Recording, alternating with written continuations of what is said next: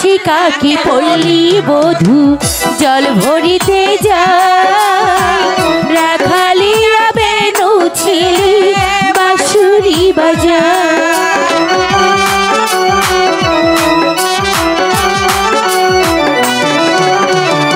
কলসি কাকি পল্লী বধূ জল ভরিতে যায়, রাখালিয়া বেনু ছিলি বাঁশুরি বাজায়। আহা দেখতে বড় মধুর লাগে,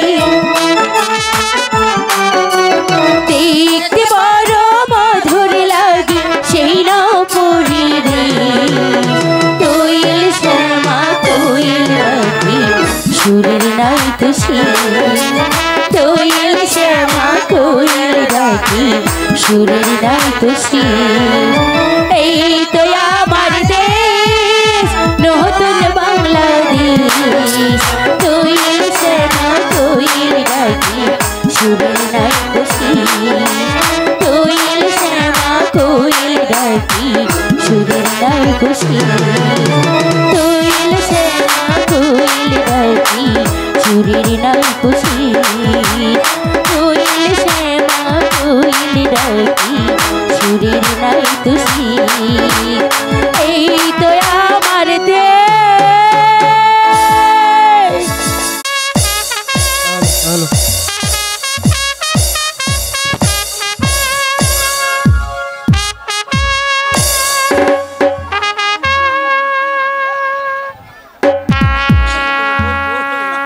উফ খোদা, আজ যেন কেন আমার শরীরটা ভালো লাগছে না, আমার জানি কেমন লাগছে। আমি একটু ওই পালঙ্গের মধ্যে শুয়ে দেখি।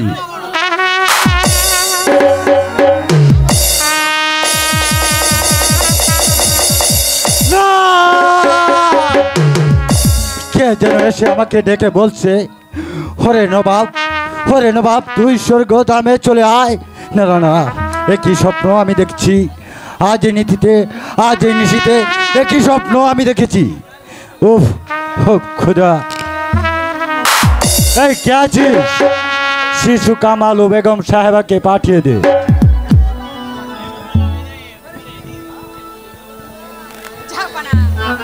বেগম, আমার কামাল, আমার যে কিছুই ভালো লাগছে না বাবা। বেগম, আমাকে কে যেন আজ নিশীতে স্বপ্নে দেখিয়েছে, ওরে নবাব তুই শীঘ্রই করে ওই স্বর্গ ধামে চলে আয়। তাই তো ওই তো বেগম কে যেন আমাকে হাত খানিতে ডাকছে, ওরে নবাব, ওরে নবাব তুই শীঘ্রই স্বর্গ ধামে চলে আয়।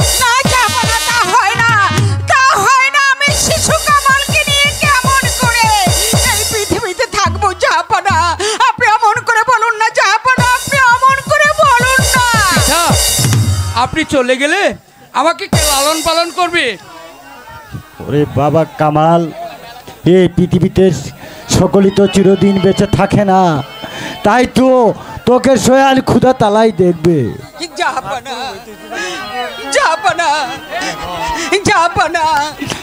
বেগম, আমাকে আমাকে মৃত্যু হাত ছানি দিয়ে ডাকছে, আমি চলে যাচ্ছি।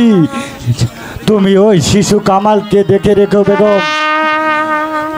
শিশু কামাল, পিতা বাবা কামাল,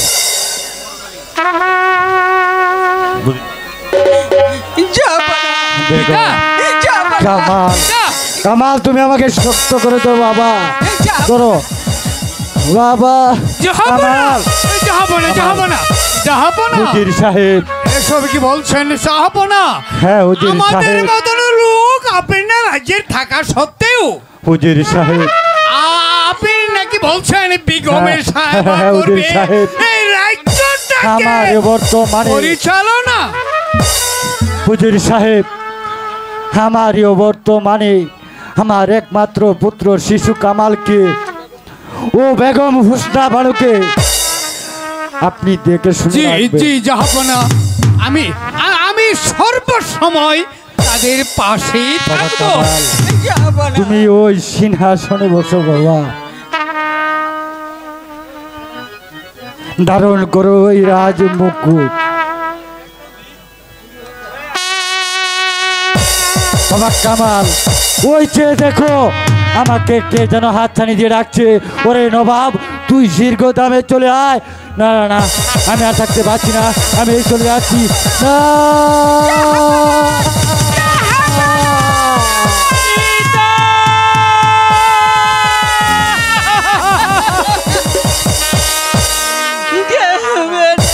আরে ও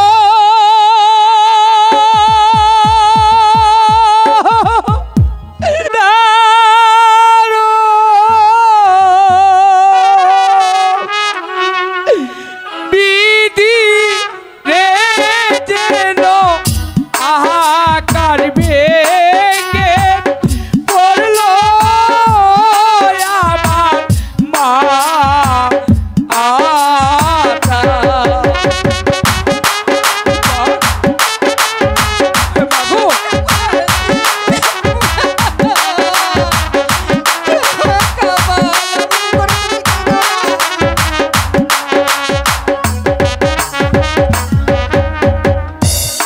আমায় কে করিবে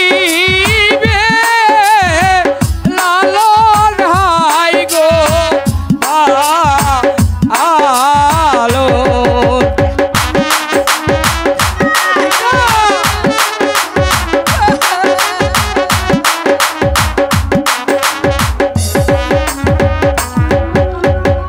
ও হাই গো দারুণ বিধি গেল ইবে কুলে রে ও প্রাণ যায় যায় যায়। কেমন করে তুমি মা গো, কেঁদো না কামাল? তুমি বলো না। তুমি যে আমার একমাত্র সন্তান, তুমি যদি অমন করে ভেঙে পড়ো আমি কেমন করে থাকবো বলতে পারো? বেগমের সাহেব, কাঁদলে আর কি হবে? যা হবার তো হয়ে গিয়েছে। আর এই মুহূর্তে আমরা বিলম্ব না করে আপনার দাফনি কাপনির ব্যবস্থা করা দরকার। তাই করুন, তাই করুন। হ্যাঁ, এলাকা করে দেন।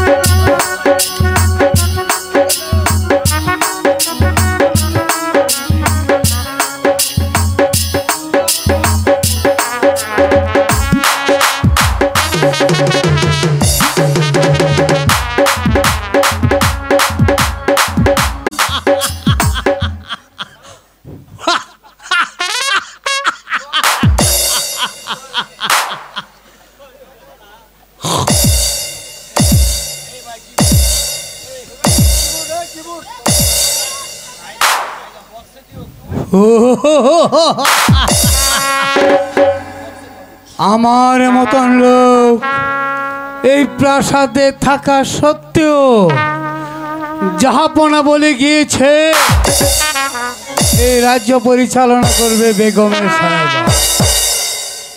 জাফর আলী খান সাহেব। আমি আপনাকে স্মরণ করতাম। আমি সেটা জানি, সেজন্যই আমি নিজে থেকে চলে এসেছি। এসে যখন পড়েছেন তাহলে শুনুন।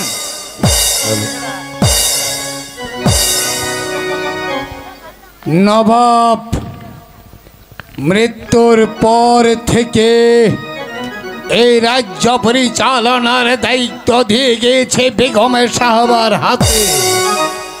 কেন আমরা দুজনে থাকতে একজনও কি এই রাজ্যটা পরিচালনা করতে পারতাম না? পারতুম। তাহলে এটা এখন একটা সুবর্ণ সুযোগ। বলুন কিভাবে? ইচ্ছে করলে এই রূপে না করে মাছের না দুজনে হাত করে নিতে পারি। আচ্ছা, সুযোগ মানুষের জীবনে একেবারেই আসে, দ্বিতীয়বার নয়। কিন্তু আমি একটু জানতে চাচ্ছি এটা কিভাবে সম্ভব? সেইভাবেটাই আমি আপনাকে বলছি। এই মুহূর্তে শিশু কামালকে হত্যা করে বেগম হোসনা বানুর হাতে পরাবো লৌহ শৃঙ্খল। রাজ পরিবারের সদস্য শেষ রূপনগরের সিংহাসনাধ হবে আমাদের। তখন আমি হব রূপনগরের নবাব। উজির সাহেব, আপনি হবে হ্যাঁ আমি কি হব? আমারই প্রধান উজির। উজির সেই আশা তোমাদের কোনোদিন পূর্ণ হবে না। ইব্রাহিম, ইব্রাহিম, তুমি কি বলতে চাও? আমি বলতে চাই না, আমি শুধু আপনাদেরকে স্মরণ করে দিতে চাই, ভুলে গিয়েছেন সেদিনের কথা যেদিন আপনি আপনার স্ত্রী সন্তান নিয়ে পথে দাঁড়ে দাঁড়ে রাস্তায় রাস্তায় ঘুরে বেড়াতেন, এক মুঠো অন্যের জন্য কোথাও অন্ন খুঁজে পাননি। সেদিন এই মহলের নবাব আপনাকে রাস্তা হতে ঘুরিয়ে এনে এই মহলে উপবেশন করিয়েছে। শুধু তাই নয়, আপনাকে প্রধান সিংহাসন দিয়েছিল। ইব্রাহিম, তাহলে কি তুমি বলতে চাও আমরা কি নবাবের জাদা শিশু কামালকে হত্যার ষড়যন্ত্র করেছি? বলতে চাইনি, এসেছি বুঝিয়ে দিতে। আপনারা যে পথ ধরে অগ্রসর হচ্ছেন সেটি পাপের পথ। যদি আপনাদের ভিতরে মনসত্ব থেকে থাকে তাহলে এখনো সময় আছে। এই চিন্তা ভাবনা ছেড়ে দিয়ে রানীমাকে এই রাজ্য পরিচালনা করার জন্য সার্বিক সহযোগিতা করুন। তার পাশে থেকে লক্ষ কোটি প্রজা সাধারণের সুখ দুঃখে অংশীদার হন।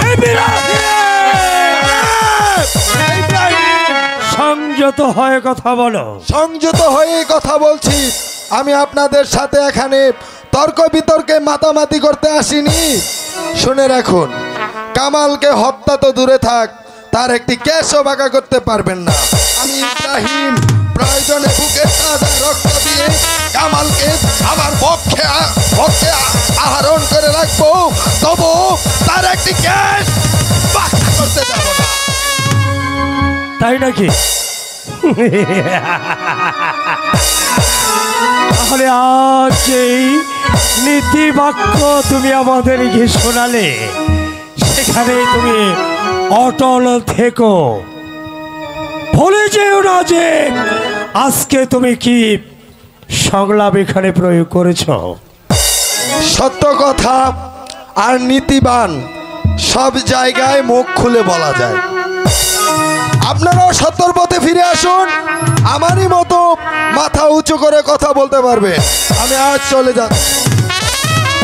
আবার পূর্বে পুনরায় বলে যাচ্ছি, বলে যাও। শিশু কামালের দিকে চোখ তুলে তাকালে আপনাদের ক্ষমা করতে পারে সবাই, আপনাদের ক্ষমা করতে পারে এই মহলের সমস্ত প্রজা সাধারণ। এই ইব্রাহিম কখনো ক্ষমা করবে না। প্রয়োজনে এই ইব্রাহিম আপনাদের বুকের উপরে বাঘের থাবা বসাবে।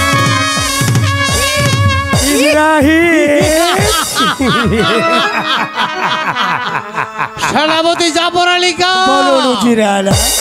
পিপিলিকার পাখা গজেছে। পরিবার তোরে এই সংকল্প আমাদের ছিল বেগম হোসনা বানু আর শিশু কামাল, সেই সঙ্গে আরেকজন, সেটা হচ্ছে ইব্রাহিম। সেই ইব্রাহিমকেও দুনিয়া থেকে সরিয়ে দিতে হবে। তাই হবে। তাহলে আমাদের দুজনের পথের কাঁটা পরিষ্কার। সেনাপতি জাফর আলী খান, চলুন আপনার আর আমার কাজের মনোযোগী হই।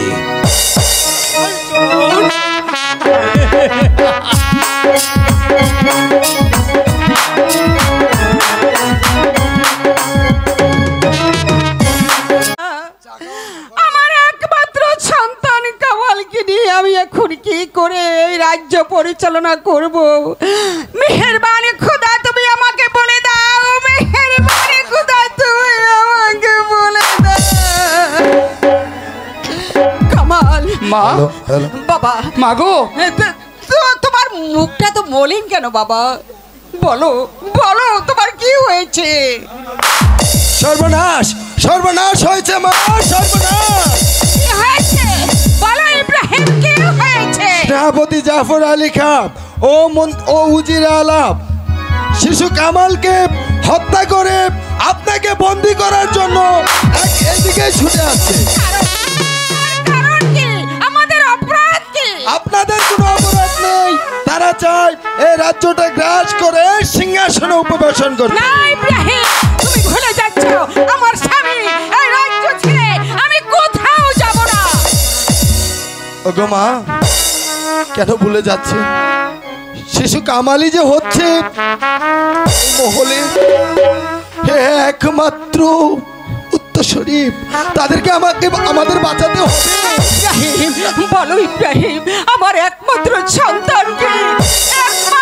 সন্তানকে আমি দূরে থেকে রেখে আমি কি থাকতে পারবো ইব্রাহিম? ওগো মা, এই পৃথিবী থেকে চিরদিনের মতো চলে যাবার থেকে কিছুটা সময় না হয় দূরে থাক। ওকে যে বাঁচতে হবে, ওর পিতার এই রাজ্যটা ওর করায়ত্ত করতে হবে। ইব্রাহিম, না না না না মা, না, আমি কোথাও যাব না, তোমাকে ছেড়ে আমি কোথাও যাব না। আমাকে ওকে নিয়ে যেতে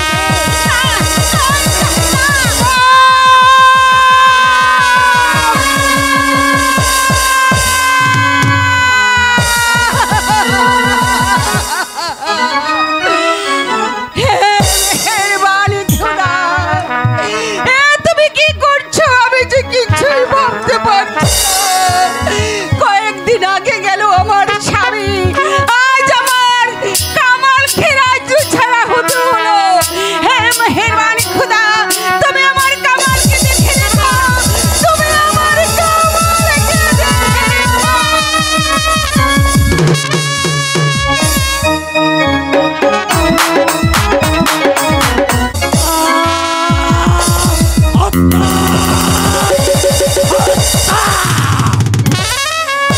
শাহজাদা কামালকে হত্যা, তারপর হচ্ছে ইব্রাহিমকে হত্যা, তারপর ওই বৃদ্ধ বেগম হোসনা ভানু।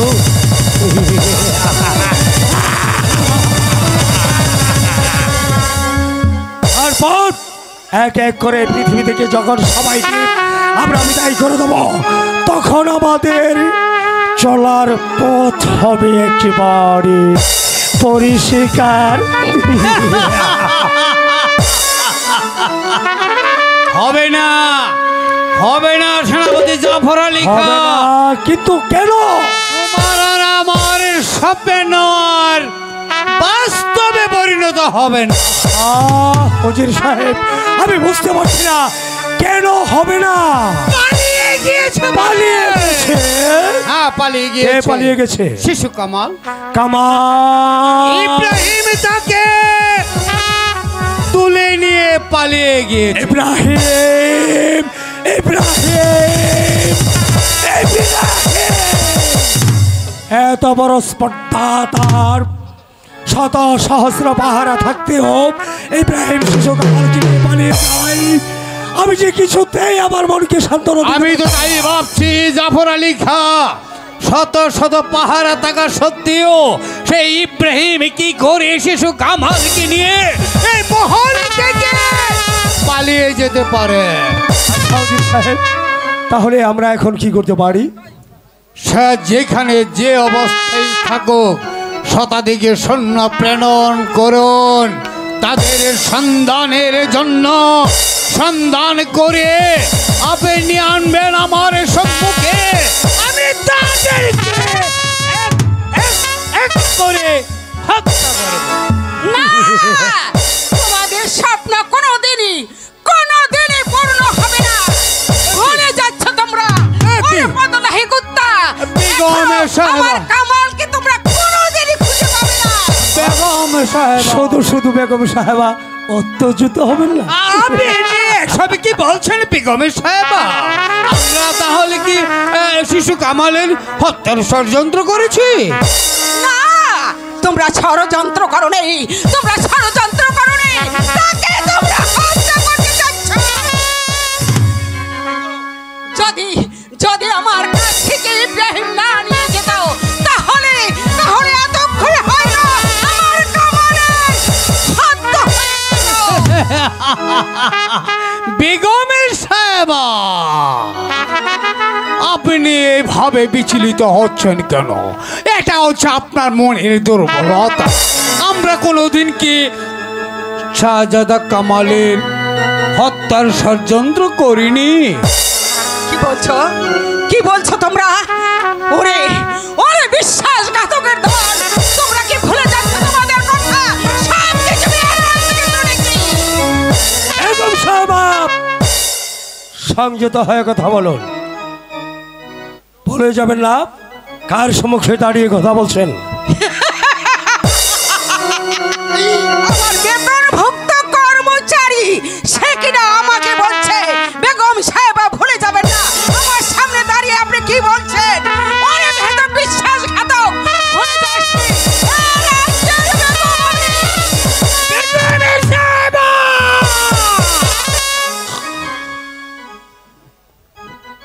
এই রাজ্যটা হতে পারে আপনার, কিন্তু আপনার এই জীবন মরণটা যে আমাদের হাতের মুঠো। কি বললি, কি বললি? ওরে শয়তানের দল, কি বললি তুই? তোদের আমার জীবন তোদের হাতের মুঠোয়। অবশ্যই। এই শয়তান দুটোকে বন্দি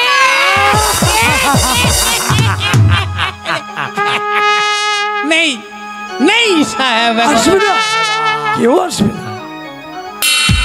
আরে ডাকে কেউ সারা দেবে না বেগম সাহেব, কেউ আসবে না।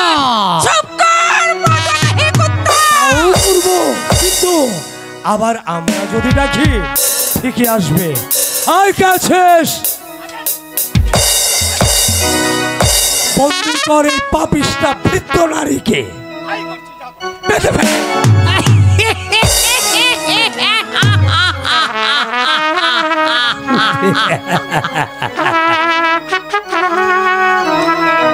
শোন, শোন বেতনভুক্ত কর্মচারী ছিলি, ওরে বিশ্বাসঘাতকের দল।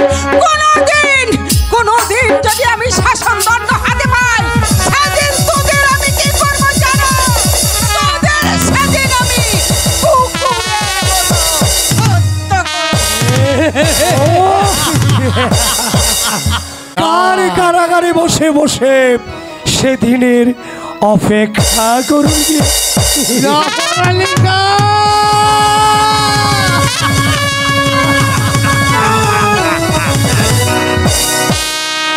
জাফর আলী খান, হ্যাঁ বলুন বলুন। এখনো আমাদের চলার পথে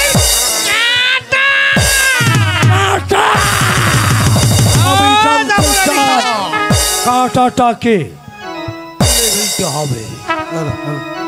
সেই কাটা হচ্ছে কে?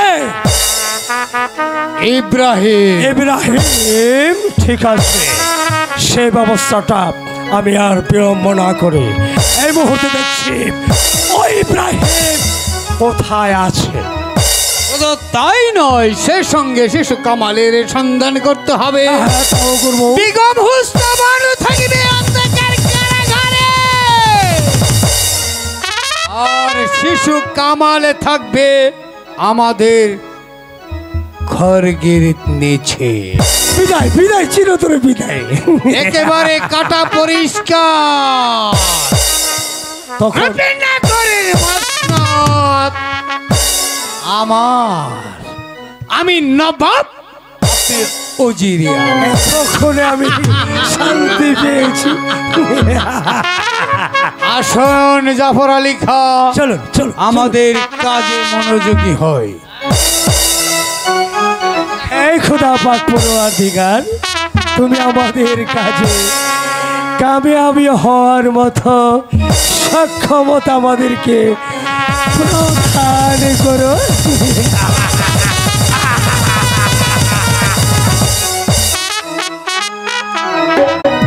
হাই খুদা, করেছি, একটা সন্তানের মুখও দেখতে পারলাম না। এখন আমি কি করব, কোথায় যাব, কেমন করে চলবো? কদম আলী কাকা আছে? কদম আলী কাকা? কে? ইব্রাহিম? হ্যাঁ কাকা। তুমি অসময়ে কেন এসেছো আমার কাছে? অসময় নয় কাকা, বড্ড বিপদে পড়ে আজ আপনার কাছে এসেছি।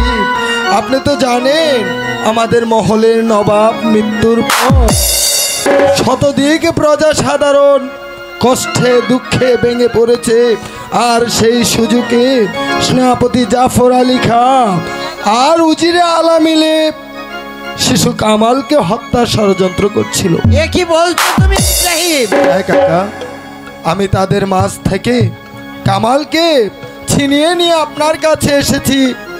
তুমি মহৎ কাজ করেছো ইব্রাহিম। আপনার এখন বলো আমাকে কি করতে হবে? আপনার কাছে আমার অনুরোধ, আপনি কামালকে আপনার পুত্র স্নেহে লালন পালন করে আদর্শ মানুষ রূপে গড়ে তুলবেন।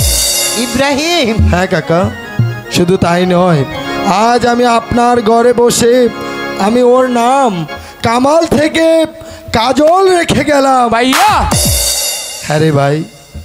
তুমি আমাকে রেখে চলে যাবে? ওরে ভাই, আমি কেমন করে থাকবো? তুমি বলো ভাইয়া, তুমি বলো।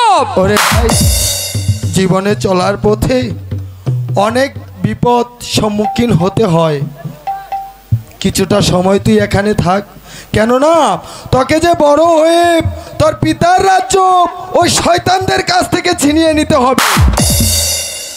কাকা, বলো ইব্রাহিম। আপনি আমাকে কথা দিন, ওকে আপনি লেখাপড়া শিক্ষা দিয়ে আদর্শ মানুষ রূপে গড়ে তুলবেন।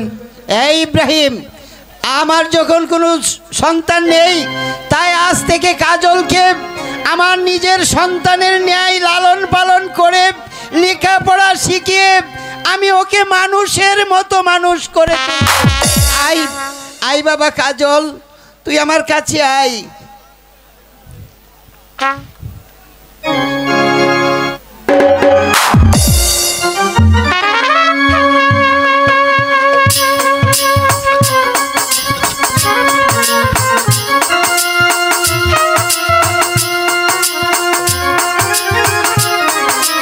ভাইয়া,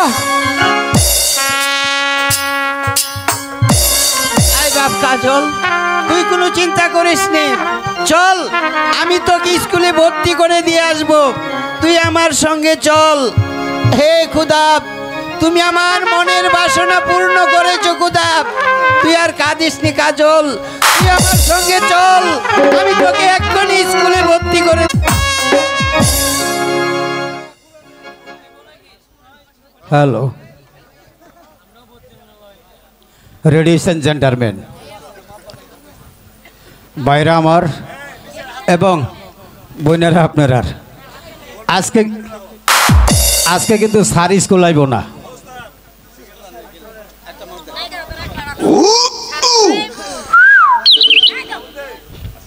আজকে কিন্তু স্যার স্কুল আইব না। কে স্যারের কি হইছে? স্যারের আজকে বাড়িতে একটু সমস্যা আছে। স্যারের ওয়ালাইকুম আসসালাম, আমি স্কুলের হেডমাস্টার। হাই বেয়াদব, হাই বেয়াদব, আমনে স্যার কে লাগা। হাই বেয়াদব, আসসালামু আলাইকুম স্যার। আসসালামু আলাইকুম, আসসালামু আলাইকুম স্যার।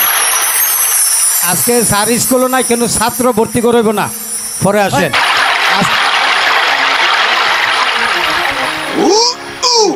হাই জন্টু। স্যার, আজকে নাকি আপনি স্কুলে আসবেন না? কে বলেছে? ওই মন্টু বলেছে। কিরে মন্টু, তুই নাকি বলেছিস আজ আমি স্কুলে আসবো না? আরো বলেছে স্যার, আপনার নাকি আজকে ডেলিভারি। এদিকে ওরে আইখাতে ছাগল বন্দি। স্যার নিয়ে আসছি। তোকে কে বলছে আজ আমি স্কুলে আসবো না? অতএব আমার ডেলিভারি না, আমার বউয়ের ডেলিভারি। স্যার, এই যে আপনি কইছেন না 3 মাসের মাসিক বন্ধ, পড়া শিখেছিস? জি স্যার, এটা একটা নাম খরচ। আচ্ছা, তোর পড়াটা বলতো। স্যার, ওই যে কালকে যে পড়াটা দিছিলেন। হ্যাঁ, কালকে যে পড়াটা দিয়েছিলাম, এই পড়াটা আমি পারি। এই সেরি পারি না গো। হ্যাঁ, এই যে সেরি কইছে। সবাই বসো, খালি বলো। বলবো? হ্যাঁ, এই যে এই খুকন, এই যে খুকন খুকন ডাক বাড়ি খুকনের মধ্যে কার বাড়ি আই রে খুকন গোরে আই সারের বাদু সারের আপা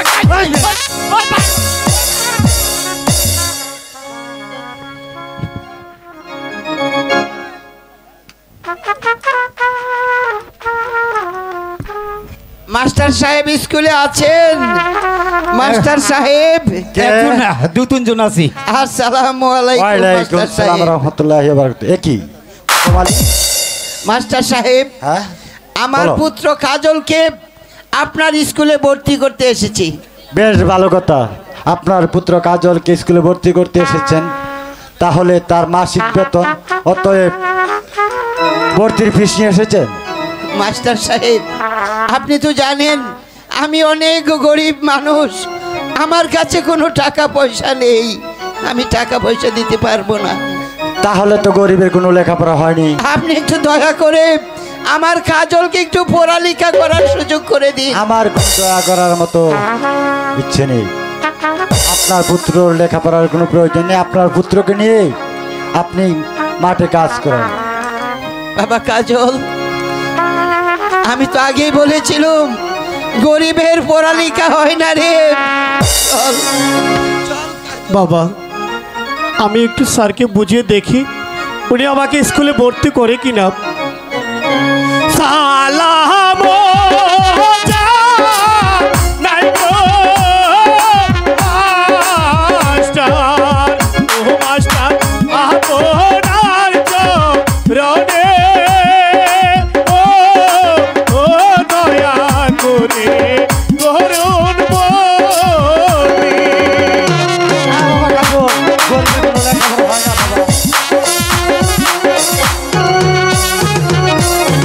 এই স্কুলে লেখতে পড়তে ও মাস্টার মনের সাধো জাগে ও ও দয়া করে করেন বলি।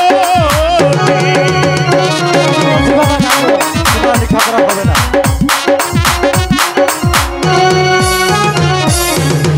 আমি তো গরিবের ছেলে, ও মাস্টার টাকা পয়সা নাই তো ও ও দয়া করে করেন ভর্তি।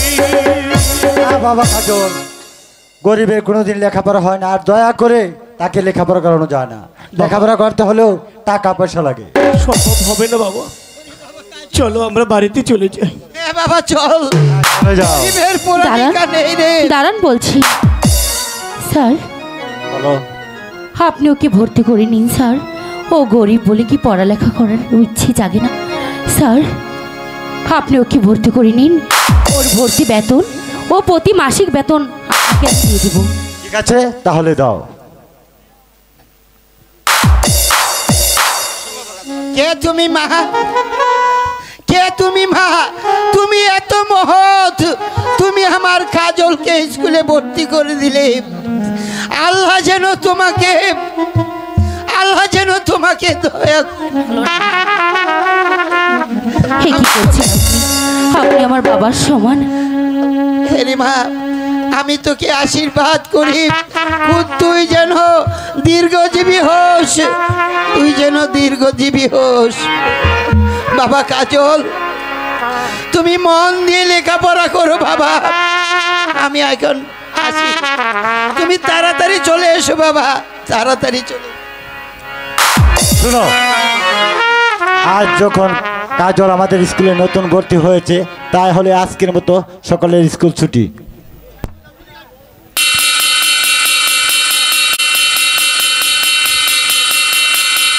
এই শোনো,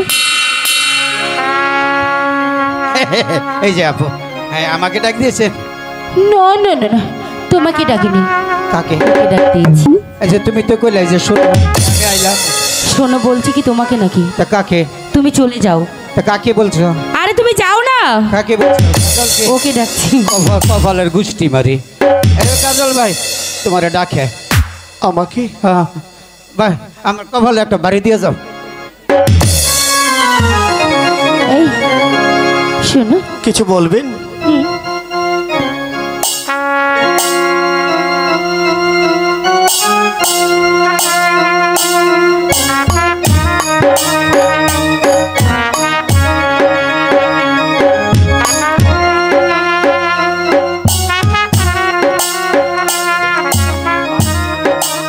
এই তুমি কি আমার বন্ধু হবে?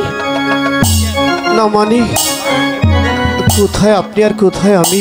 ছি ছি, আপনি করে বলছে কেন? বন্ধুকে কখনো আপনি করে বলে না। তাহলে তুমি আমাকে তুমি করে বলবে। না মানে, তুমি ঠিক আছে, কালকে ফুলবাগানে চলে আসবে। বেশ, ঠিক আছে, আসবো। সত্যি সত্যি সত্যি। ঠিক আছে, চলো।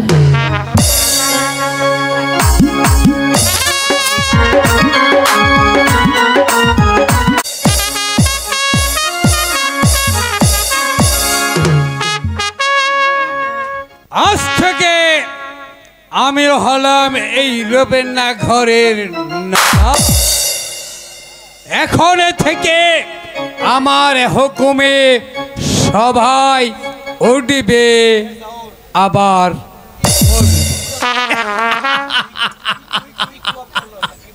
কিন্তু আমার পথের কাঁটা, কিন্তু আমার পথের কাঁটা যে এখনো পরিষ্কার হয়নি। পিতা, আপনি এখানে বসে আছেন পিতা? আমি সারা রাত মহল আপনাকে খুঁজে বেড়াচ্ছি। আচ্ছা, কেন মামুনি? পিতা, আমাদের বাগানে কত সুন্দর সুন্দর ফুল ফুটেছে, তাই আমার ইচ্ছে করছে বাগান থেকে গিয়ে আমার মনের মতো করে ফুল তুলে আনি।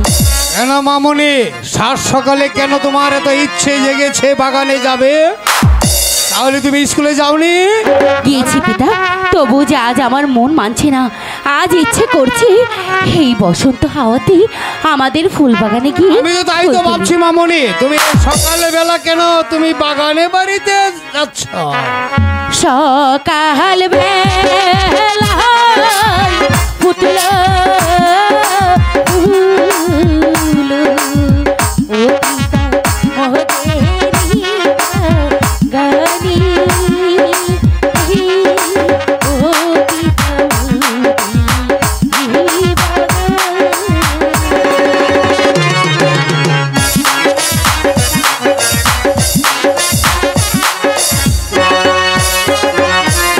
তুলব ফুল গাঁথব মালা, ও পিতা মোহনেরি নন্দে, ও পিতা মোহনেরি।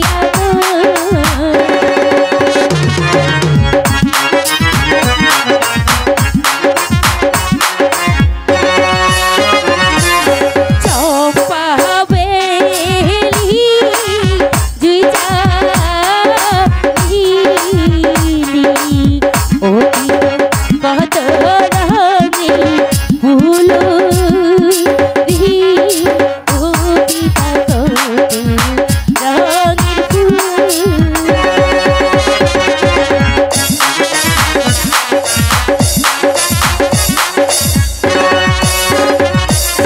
চম্পা বেলি জুই চাইলি, ও পিতা নানা রঙের ফুল রি, ও পিতা নানা রঙের ফুল। ও আচ্ছা আচ্ছা আচ্ছা আচ্ছা, তুমি সকালে বেলা বাগানে বাড়িতে ফুল তুলতে যাবে, আমার কাছে চেয়েছো তুমি অনুমতি? তো আমাকে এবার হাসি মুখে যেতে দিন। আমার এই সামান্য অনুমতির জন্য তোমার মুখখানা মলিন হয়ে যাবে? তুমি কি কোনোদিন কল্পনা করেছো তোমার মনের বিরুদ্ধে আমি কোনো কাজ করি?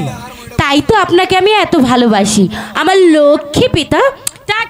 যাবে, তবে আমার একটি কথা আছে। বাবা, তুমি যাবার পূর্বে তুমি কিন্তু একা যেতে পারবে না। ঠিক আছে ঠিক আছে, আমার সঙ্গে করে আমার সখীকে নিয়ে যাব। কয়েকজনের সঙ্গী করে তোমার সঙ্গে নিয়ে যাবে? এখন আসি। অবশ্যই আসো। টাটা। দাঁড়াও, আবার কি হয়েছে? আরেকটি কথা তুমি মনে রাখবে। কি বাবা? তুমি যখন চলে যাও না আমার চোখের সম্মুখ থেকে, তখন কিন্তু আমি সমস্ত পৃথিবীটা যেন অন্ধকার নেমে আসে। তুমি যখন আমার চোখের সম্মুখে আসো, আমার চোখের আলো যেন ফুটে ওঠে। বাবা, এই তো তুমি যাবে সকালে বাগানে বাড়িতে, সন্ধ্যার আগে তুমি ফিরে আসবে। তোমার জন্য যেন আমার কোনো চিন্তা করতে না হয়। আপনি আমাকে আশীর্বাদ করবেন পিতা? হ্যাঁ মামনি, আমি আশীর্বাদ করি তুমি ভালো ভালো আবার ফিরে আসো। এখন আমি যাব? যাবে বই কি, যাও।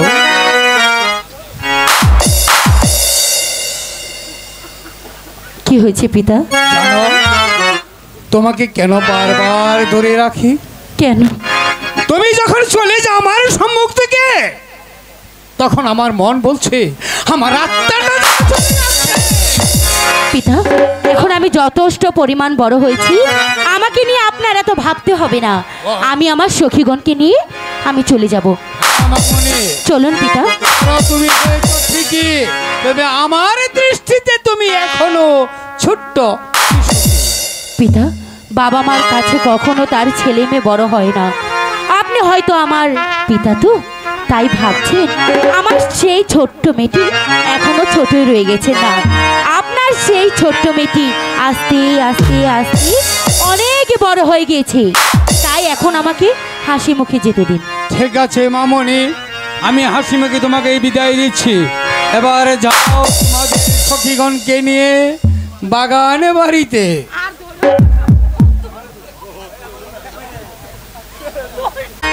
বলে আমি আমার অতীতের স্বপ্ন সব কিছু ভুলে গিয়েছি। এখনো যে আমার চলার পথের কাঁটা পরিষ্কার হয়নি, যতক্ষণ পর্যন্ত আমার পথের কাঁটা পরিষ্কার করতে না পারবো, ততক্ষণ পর্যন্ত আমার আত্মার শান্তি আসবে না। তাই তো আমার পথের কাঁটা পরিষ্কার করার জন্য আবার শতাধিক সৈন্য প্রেরণ কর।